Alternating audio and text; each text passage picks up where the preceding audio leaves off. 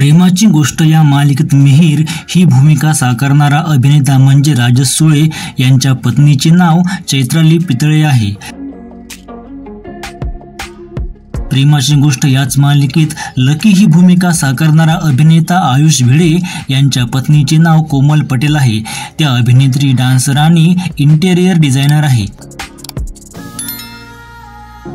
घरोघरी मातीच्या चुली या मालिकेत सारंग ही भूमिका साकारणारा अभिनेता म्हणजे उदय नेने यांच्या पत्नीचे नाव मुग्धा देवस्थळी आहे आणि त्या सायकोलॉजिस्ट आहे। ठरलं तर मग मालिकेतील अश्विन म्हणजे अभिनेता प्रतीक सुरेश यांच्या पत्नीचे नाव नयन जाधव आहे आणि त्या आयुर्वेद डॉक्टर आहे। थोडं तुझं आणि थोडं माझं मधील दिनेश म्हणजे अभिनेता अमोघ चंदन यांच्या पत्नीचे नाव रुची चंदन आहे। थोडं तुझं आणि थोडं माझं याच मालिकेतील सूरज म्हणजे अभिनेता प्रणव प्रभाकर यांच्या पत्नीचे नाव ज्योती प्रभाकर आहे आणि त्या बँकर आहे।